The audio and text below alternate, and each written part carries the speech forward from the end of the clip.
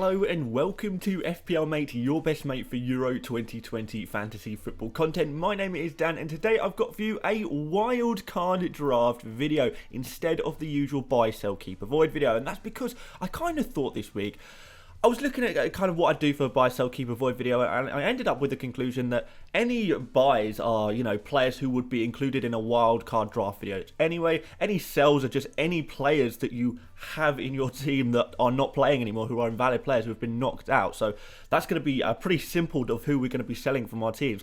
Who we're going to be keeping is just any player who still has a fixture. So I thought I may as well combine it. Those of you who do have a wildcard, you're going to find this video way more useful than a buy, sell, keep, avoid video. Those of you who don't have a wildcard, you're probably going to find this video just as useful as a buy, sell, keep, avoid video too, because we already know who we're selling and we already know who we're keeping. But yeah, I do want to reiterate that this team that I'm going to be showing you today is not my team. I don't have a wild card. I'm going to be showing you all about my team and the transfers I'm going to be making tomorrow / later today, depending on when I put this video out. But yes, this is what I would do if I had a wildcard, guys. So if you do find this useful in any way at all, please do leave a like and please do subscribe as well for more fantasy content all the way to the Euro 2020 final and then of course onto Fantasy Premier League as well. But there we go, guys. With all of that spiel out of the way, I think we start to have a look at this wildcard team that I've come up with. So guys, I've used a budget of 105.5 million. I know we all start on a 105 million budget. I hope by now, guys, that most of you have increased your budget a little bit, at least a little bit. So this team should be affordable for hopefully 99% of you guys. I'm hoping that you guys have improved your budget indeed. A few of you guys will ask me, what if I'm on a limitless? What would you do if you're on a limitless?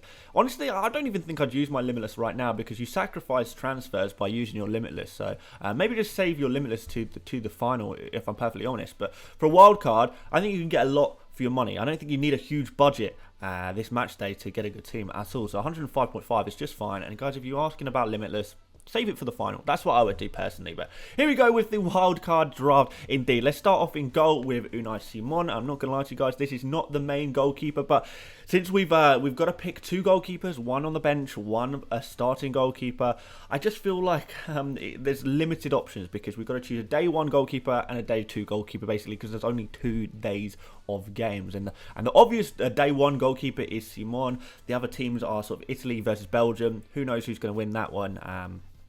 So Simon against Switzerland, you would say, you'd be pretty happy to say that Spain are going to be the favourites in that game. I don't know if they'll keep a clean sheet necessarily. I don't think clean sheets are going to be easy to come by, if I'm perfectly honest. Through the 4 games that we're going to see in the quarterfinals, I wouldn't be surprised if only one team keeps a clean sheet, to be honest. And yeah, I have a feeling I know what team that would be. But it's probably not going to be Spain. But we've got to spread our odds a little bit. You do have to pick 2 goalkeepers, and we'll move on to our better goalkeeper as we get towards the bench. But moving on into defence anyway, we're going to spread the risk a little bit here. I'm not expecting too much in terms of clean sheets, so we are going to be looking for defenders who can get attacking returns. We have got Spinazzola here, we've got Mela here, and we've got Meunier here. Mela is obviously going in this team, guys. We know by now that we absolutely love him over on this channel. We've been talking about him non-stop for the last month.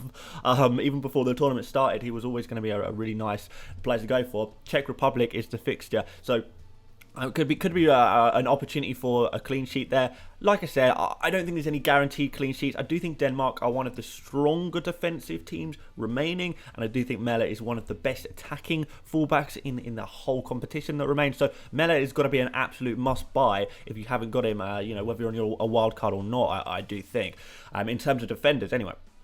Spinazzola has also been very attacking as well. Meunier has also been very attacking as well. So there are 2 fullbacks there who have been really impressive going forward.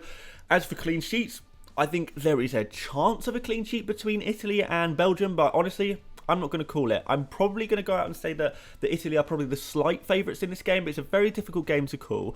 By having one of each players, you do spread the risk a little bit. You do give yourself a better chance. But when big teams have been playing, Italy have been keeping scores fairly low in some of their games. We saw Belgium keep the score pretty low against Portugal and manage to get a clean sheet. So maybe the big games are going to be cagey affairs. low scores potentially, and the more the David versus Goliath games, it seems to have been those have had the biggest scores, both in scoring goals and conceding goals. So these tough team against tough team games, maybe a little bit cagey. There's all the chance of a clean sheet, but once again, guys, we are mostly looking for these attacking returns. I think that's got to be the key here when we're looking at our defenders. So let's go into midfield. We've got Raheem Sterling. How could I not?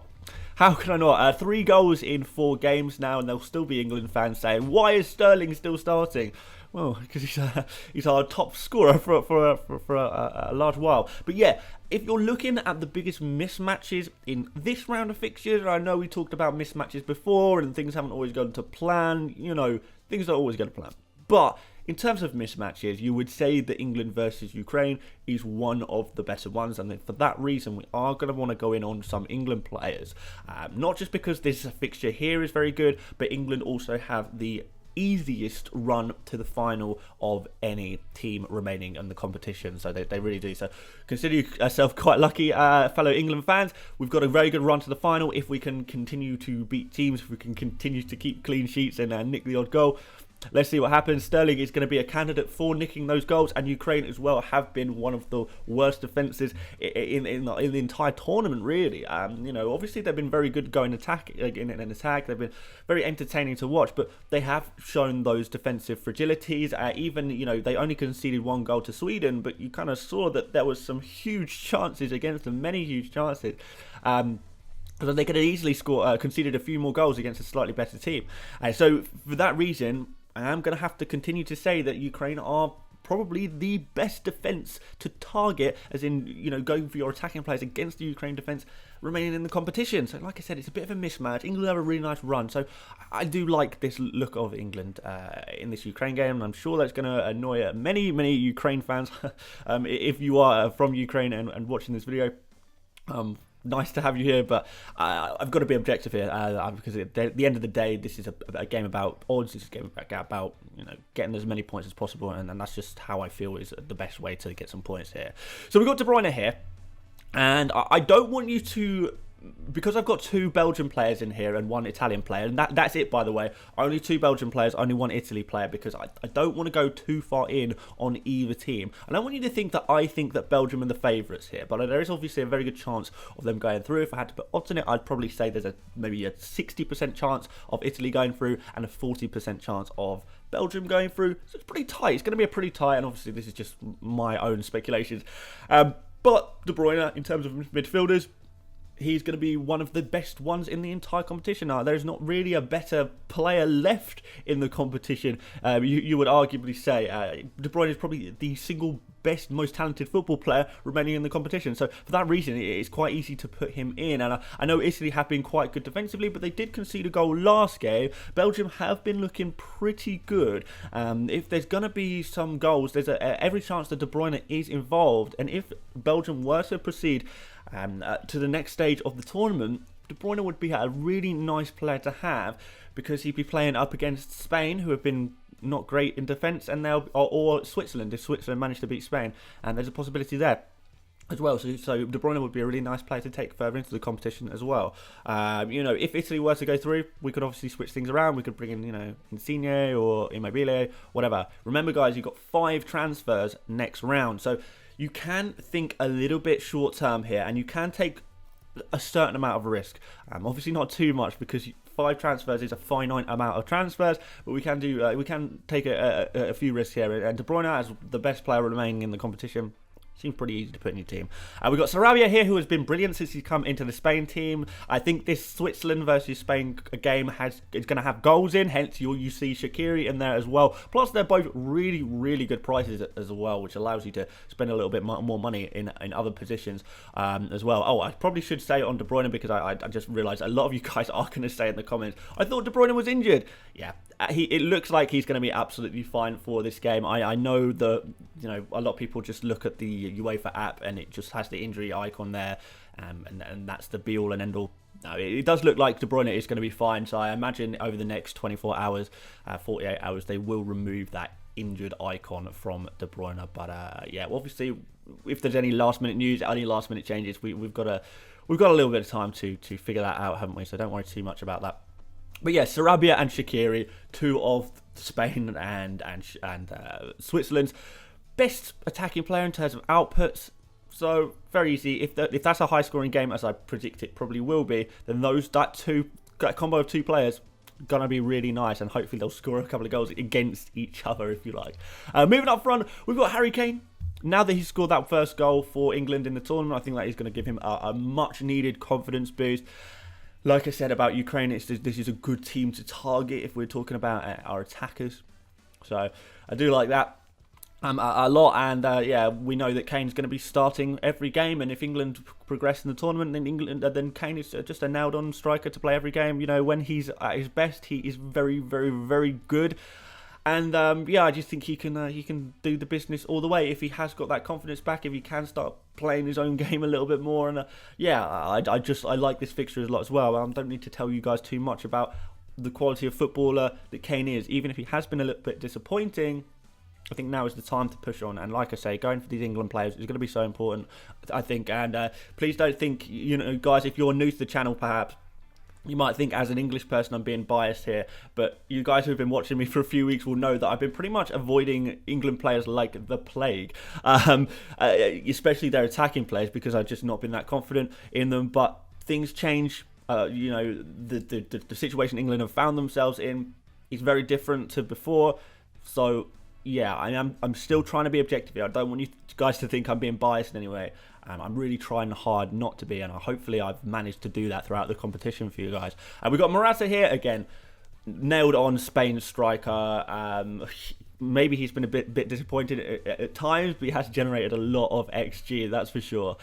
Taking shots, being the main Spain striker, if you like, and he's likely to start every game. I do think there's going to be goals in this game. Maybe the goal in last game is going to give him a little bit of confidence moving forward. Spain probably going to progress as well. You'd say that they're the favourites, the significant favourites in this game as well. So yeah, that's absolutely fine. And we're going to finish off the attack with Dolberg. A few people saying, well, maybe Dolberg, you know, he was only coming in because, you know, because of injuries. Maybe he gets removed from the team. He just scored 2 goals in a game. I don't think you remove a striker who's just scored 2 goals in a game. So yeah, I do think Dolberg is going to start again. And you know, if you can take what he did in the last game and put any of that into this next game against the Czech Republic, who you know, again, Denmark are going to be the favourites against the Czech Republic. Then that's going to be pretty good. It's going to be pretty good indeed. And also, he's a FIFA career mode legend. If you guys have played FIFA career mode like maybe a few years ago, Dolberg, what a legend to buy indeed. But yeah, let's move on to the bench, I think, guys. So we've got Pickford in goal there on the bench. So that's going to be our main goalkeeper for the match day, to be honest. We're going to go in with Simon in the first game, and I'm not expecting too much, but if it doesn't go to plan, that's fine. We've got Pickford for the second day, and you would say that looking at England's run of clean sheets so far, 4 out of 4 in the tournament so far in a game against Ukraine. Not that I do think Ukraine have a good attack, but I do think a team like England is going to be able to grind out another solid clean sheet, because that's kind of what we've been doing all tournament. So more of the same, please. Pickford playing really well this tournament as well, made a couple of good saves. So maybe gets a couple of save points as well. You never know. We've got Damsgaard there, another really price-effective Denmark player. The Denmark players, they're just such good value, and they're looking so good as a team. Damsgaard has been my favourite, well, my second favourite, I guess, Denmark player after Mæhle in this competition, particularly since he's come into the team. He's been looking really fabulous, and you know, he could have got even more goal returns than he already has. He scored the last couple of games as well. So more of the same, please. A game against Czech Republic, which is, you know, it's doable. It's definitely doable. That's for sure. Even if they did beat Netherlands, but yeah, I do have a little bit of faith in Denmark, as I keep saying. I do rate the team a lot. I think they've looked fantastic. We've got Trippier. We're going to double up on that England defence. I do think Trippier is probably the guy to go for because of the creativity that he offers. You know, set pieces. I do think that England, Gareth Southgate made some remarks about how we need to improve on our set pieces a little bit. Trippier is kind of the solution to that problem, if you like. So I do think he's going to start. I do think he's going to be on corners and free kicks and stuff like that, which is very helpful indeed as an outlet of getting your you know, goal contributions. And at the same time, he's playing for an England team that will get you clean sheets as well. So clean sheets, potential goal return, and an outlet to get goal returns. That's kind of what we're looking for in our defenders, really, isn't it? But, you know, if you're not confident that Trippier is going to start and you have a little bit spare cash, maybe you can upgrade to Harry Maguire, for example. That's probably the player I'd go for. Luke Shaw, maybe. Why not? Why not? Why not at all? Because Shaw does offer that creativity, and Maguire is obviously that aerial threat. So there's different players. There's different players that can get you some goal returns from that England defence. I wouldn't be massively counting on it, but they've got the good clean sheet odds, so why not? And then I've got Vladimir Sofau. Well, I mean, guys, if you've watched my channel for a while, you'll know exactly why Sofau's in this team. But I do like the idea of spreading the risk slightly, because we have obviously in this wildcard draft gone for 3 Denmark players, which is kind of a little bit worrying maybe. I don't think it's worrying, because I do think Denmark are the favourites. There's 8 teams to pick from. We can't spread it out completely, and spreading out your players completely would be a bad idea, because it would mean half your players would get knocked out. And that's not what we want. It's not what we want at all. So we do have to pick the favourites in some games. I have picked Denmark out as the favourites.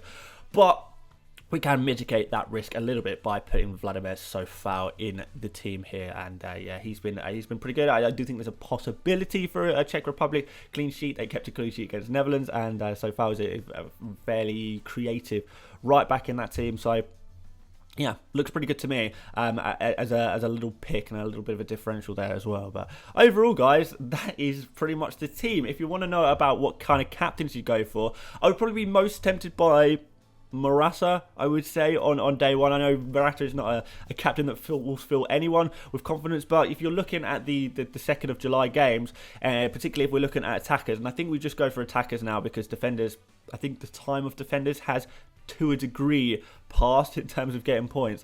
So yeah, it's got to be a Spain player against Switzerland, really, hasn't it? So Morata, Sarabia, those are going to be your day one captains. Probably Morata I would go for. And then on the second day, again, we're going to be probably going for an England player, because they're probably the most premium players left in the competition on that side of the draw.